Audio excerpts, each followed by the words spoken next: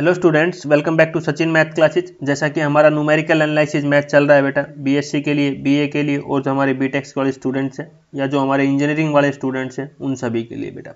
आज इसके ऊपर मेरा लेक्चर नंबर 42 है बेटा। इससे पहले के लिंक नीचे डिस्क्रिप्शन में दे दिए गए हैं, वहाँ जाके आप देख सकते हो।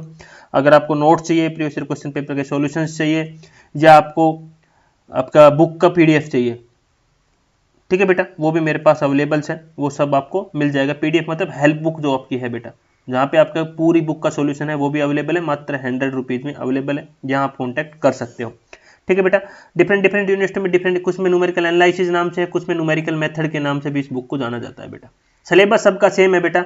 ऐसा नहीं है कि मैंने इग्नू का मैथ ले लिया तो इग्नू का ही सिलेबस है, नहीं बेटा। जहाँ पे न्यूमेरिकल एनालिसिस या न्यूमेरिकल मेथड मैथ है उसमें सारे टॉपिक्स मैंने कवर किए हैं यहाँ पे। ठीक है बेटा। आज से मैं एक नया टॉपिक शुरू कर रहा हूँ, रुंगा कुत्ता मेथड बेटा। क्या है? रुंगे कुत्ता मेथड बेटा, बहुत ही इंपॉर्टेंट है। रुंगे कुत्ता मेथड है बेटा, इसको हम RK मेथड भी बोलते हैं बेटा। इसमें 3 लेक्चर्स आते हैं बेटा आपके एग्जाम में। क्वेश्चन एक 6 मार्क्स या 8 मार्क्स है जरूर। एक आता है रुंगा कुत्ता मेथड, सेकंड ऑर्डर से क्वेश्चन पूछता है, एक थर्ड ऑर्डर से पूछता है बेटा, ठीक है बेटा, और एक फोर्थ ऑर्डर से पूछता है बेटा। ठीक है बेटा। जब आप सेकंड ऑर्डर और थर्ड ऑर्डर सीखोगे तभी आपको फोर्थ समझ में आएगा। और आपका एग्जामिनर बहुत स्मार्ट है, क्योंकि लोग थर्ड और सेकंड और थर्ड पे ध्यान नहीं देते, इसलिए एग्जाम में आपको हमेशा ये मेथड देता है 99% बेटा। हर यूनिवर्सिटी का क्वेश्चन है यही फोर्थ ऑर्डर से पूछेगा, क्योंकि हमें सेकंड क्लियर नहीं है, थर्ड क्लियर नहीं है, तो हमारे फोर्थ समझ में थोड़ा डाउट होता है। आ जाएगा इजीली समझ में, बट थोड़ा सा कंफ्यूजन रहता है, क्योंकि हम प्रैक्टिस नहीं कर पाते, इसलिए इश्यू हमारा होता है बेटा। ठीक है बेटा। तो ये हमारे 3 मेथड है और 3 लेक्चर्स में अलग अलग लूंगा। आज हमारा सेकंड के ऊपर लेंगे, फिर हमारा थर्ड के ऊपर और फिर हमारा फोर्थ के ऊपर। क्या रहेगा बेटा? हमारी एक डिफरेंशियल इक्वेशन dy/dx, या फिर यहाँ पे हमारा y' इज इक्वल टू कुछ भी xy दे दिया जाएगा। आपको एक इनिशियल वैल्यू प्रॉब्लम दिया जाएगा, जो कोई भी condition y0 is equal to 1, और एक हमें h की वैल्यू दे दी जाएगी 0.2, 0.1, 0.5, कुछ भी जो हमारी h की वैल्यू एज कुछ भी दिया जा सकता है। एक वैल्यू कोई भी, या तो ये दिया जाएगा या ये कोई भी वैल्यू एक दी जाएगी, और हमसे क्या पूछा जाएगा? फाइंड 0.4। इस प्रकार से क्वेश्चन पूछा जाएगा। ठीक है बेटा। हमारा देखो, ये जो वैल्यू रहती है ये x0 रहती है, ये वैल्यू रहती है ये y0 रहती है। ये हमारी h की वैल्यू मान लो थोड़ी देर के लिए 0.2 दिया हुआ है। हमारा x कितना दिया हुआ है बेटा? 0। हमें कहां तक जाना है? 0.4। h कितना है? 0.2। तो हमारा x0 की वैल्यू कितनी है? 0। हमें निकालना है x1। x1 निकालने का क्या फॉर्मूला होता है? x0 plus h। x0 की वैल्यू कितनी है? 0। h की वैल्यू कितनी है? 0.1, 0.2, तो हमारा कितना हो गया? 0.2। x1 कितना है? 0.2। तो स्टेप नंबर 1 में तो ये निकालेंगे, फिर स्टेप 2 आएगा। स्टेप 2 क्या बोलता है? x2 निकालना है। x2 क्या जाएगा? x1 plus h। x1 की वैल्यू 0.2, h की वैल्यू 0.2, हम कहां पहुंच गए? 0.4, और 0.4 ये आपसे पूछा हुआ है। इसी केस में अगर आपका h 0.1 दे देता तो अभी हमने 2 स्टेप में किया, 1 और 2। जब 0.1 देता तो हमारे 4 स्टेप हो जाते बेटा। क्या हो जाते? 4 स्टेप में हमें क्वेश्चन को सोल्व करना पड़ता। तो इस प्रकार से हमें सॉल्यूशंस निकालने हैं। नहीं समझ में आया? कोई दिक्कत नहीं है, क्वेश्चंस करेंगे। अब इसका फॉर्मूला क्या होता है बेटा? सबसे इंपॉर्टेंट फॉर्मूला और देख लेते हैं। हमारा क्या फॉर्मूला होता है इसका? yn plus 1 is equal to yn plus 1/2 k1 plus k2। ठीक है बेटा। और यहां पे n की वैल्यू रहेगी 0, 1, 2, 3, 4 डैश डैश डैश चलता रहेगा, जितने स्टेप पूछे गए। अब मान 4 स्टेप में क्वेश्चन आएगा तो n की वैल्यू 0 लेंगे, 1 लेंगे, 2 लेंगे, 3 लेंगे। ठीक है। 2 स्टेप में रहेगा तो n की वैल्यू 0 और 1 ही लेंगे। अगर 6 स्टेप बनेंगे तो 0, 1 की वैल्यू 5 तक लेंगे। समझ गए आप मेरी बातों को? ये है। अब आ जाता है k1 एंड k2। k1 की वैल्यू क्या रहेगी? h f xn yn, k2 h f xn plus h yn plus k1। n की वैल्यू 0, 1, 2, 3, 4, 5, 6, 7 चलता रहेगा। ये हमारा फॉर्मूला बेटा, बहुत ही इजी क्वेश्चन है, कुछ नहीं है, थोड़ा सा आप ध्यान देने वाले बातें। सारे डाउट क्लियर कर दूंगा इस वीडियो में आपके। हमें एक इनिशियल वैल्यू प्रॉब्लम दिया हुआ है, ये y' is equal to x² plus y² upon 10, ये हमें एक दिया हुआ है। इसी को हम बोलते हैं फंक्शन ऑफ fxy भी इसको बोलते हैं बेटा, डरने वाली बात नहीं है, मैं पहले ही बता देता हूँ। इनिशियल कंडीशन दिया हुआ हमारा y0 इज इक्वल टू 1, मतलब हमारा x0 दे दिया ये और y0 ये दे दिया।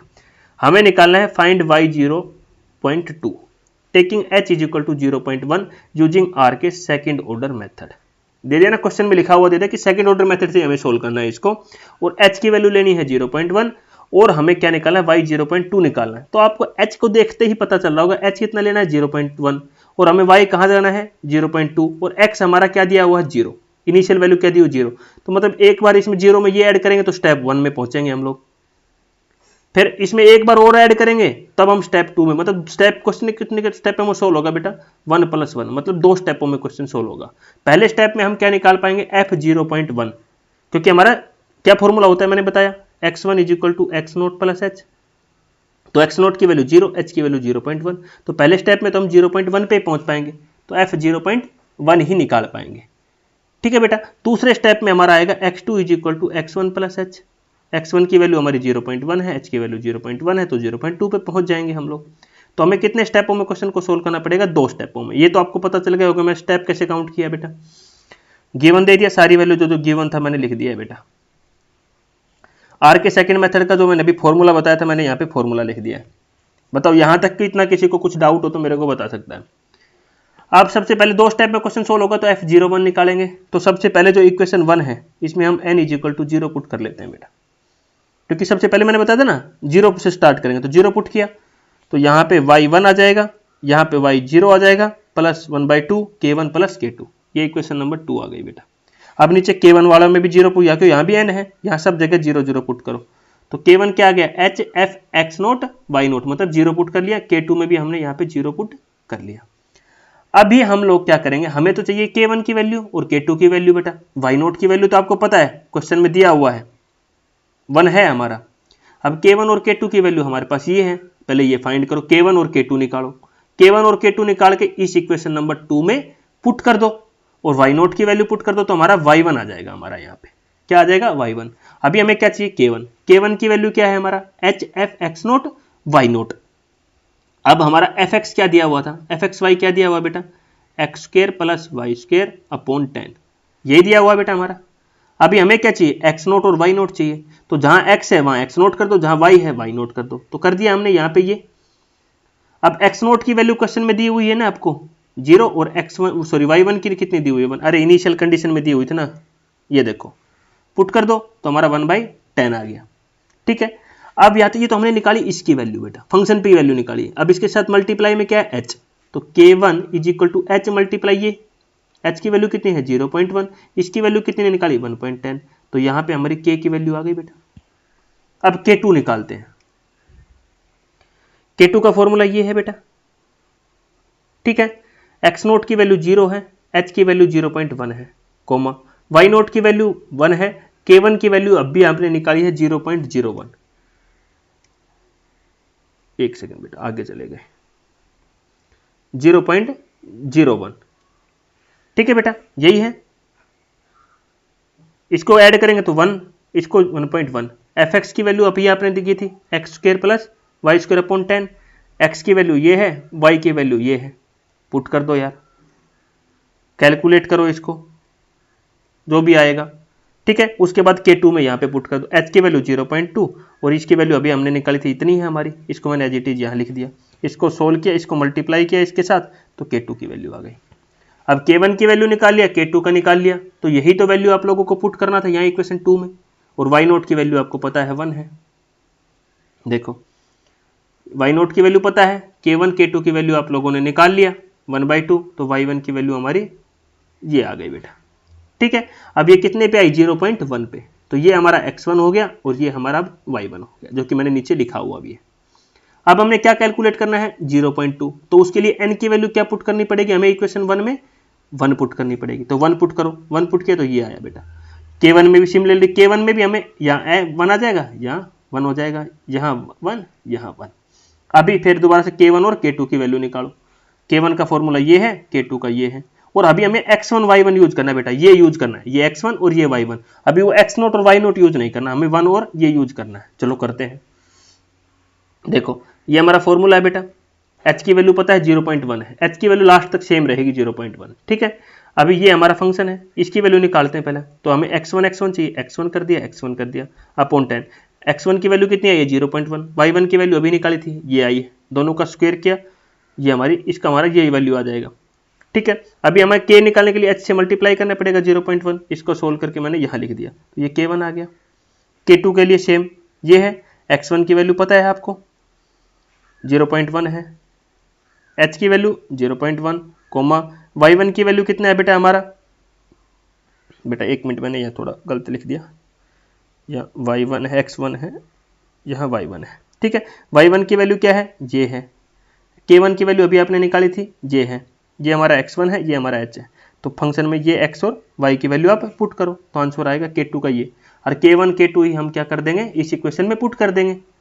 हमें यही तो पुट करना था। अरे y1 तो आपने निकाला था, ये था, k1 k2 अभी निकाला, तो हमारा यही तो हमें पूछा था, y 0.2 ही पूछा था ना बेटा, y 0.2 ही तो हमारा यही आ गया, यही तो हमारा क्या हो गया आंसर। नहीं आया समझ में, कोई बात नहीं, एक और क्वेश्चन लेते हैं। क्या क्वेश्चन है, इनिशियल वैल्यू प्रॉब्लम को सोल्व करना है। ये हमारा गिवन दिया हुआ है, y dash is equal to minus x y square is equal to y2 is equal to 1। हमें निकालना है y 2.2, h लेना है 0.1। सेम बेटा, सेम है बिल्कुल सेकंड ऑर्डर मेथड से। यहाँ 2 है बेटा, हमें कहाँ जाना है 2.2 पे, h के लेना 0.2। कितने स्टेप में क्वेश्चन सोल्व होगा बेटा, 2 स्टेप में बेटा, ठीक है।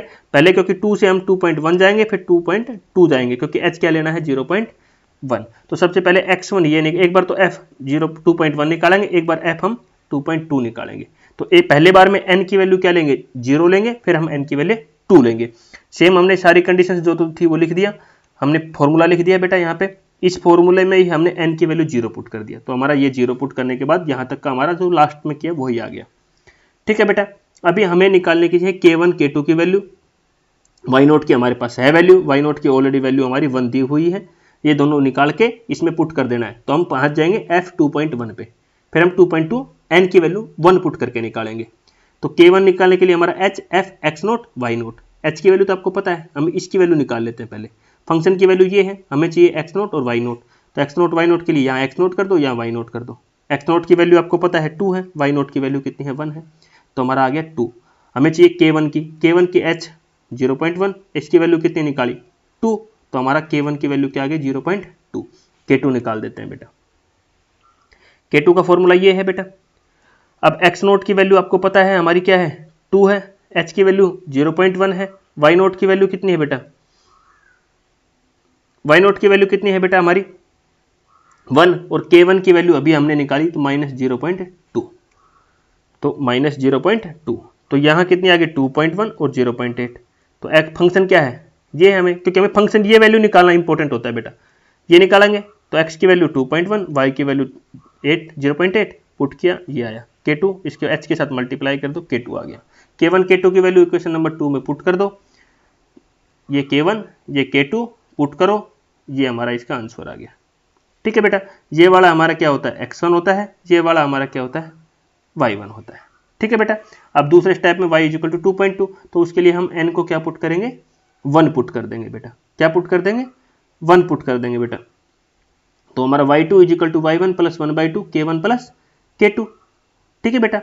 सेम हमने n पुट किया तो ये आया, k1 k2 में भी हमने पुट कर दिया 1 1। अब सबसे पहले k1 निकालते हैं, फिर k2 निकालते हैं, देखो सेम जैसे अभी निकाला बेटा, सेम स्टेप। ये हमारा k1 है, h की वैल्यू तो आपको पता है, तो हमें फंक्शन की वैल्यू निकालते हैं। फंक्शन हमारा ये है, तो हमें क्या चाहिए x1 y1 चाहिए, तो हमें x1 y1 पुट किया, x1 की वैल्यू अभी आपने निकाली है ये माइनस 2.1, y1 की वैल्यू अभी आपने निकाली ये, तो किया तो हमारा ये आ गया फंक्शन की वैल्यू। तो k1 में पुट कर दो फंक्शन की वैल्यू, और h की वैल्यू हमें पता ही है, तो हमारा k1 आ गया।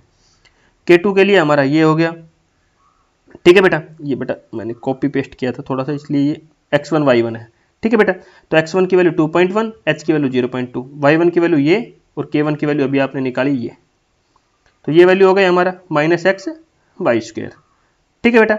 अब यहाँ पे x की वैल्यू 2.2, y की वैल्यू 0.68691 पुट कर दिया, k2 आ गया। k1 की वैल्यू आ गई, k2 की वैल्यू आ गई, इक्वेशन 3 में हमने पुट कर देंगे तो हमारा ये आ जाएगा। और यही हमें पूछा था, y 0.2 ही पूछा था बेटा, यही हमारा क्या आ गया, इसका आंसर आ गया बेटा। अगला लेक्चर रहेगा लेक्चर नंबर 43 बेटा, रुंगा-कुत्ता मेथड ऑर्डर थर्ड पे, थर्ड ऑर्डर का रुंगा-कुत्ता मेथड को कैसे सोल्व करते हैं, सेम रहेगा बेटा, उसमें एक k3 बढ़ जाएगा बस। तो बेटा बहुत ही ईजी है। वीडियो अच्छी लगे तो लाइक शेयर करना, चैनल को सब्सक्राइब करना।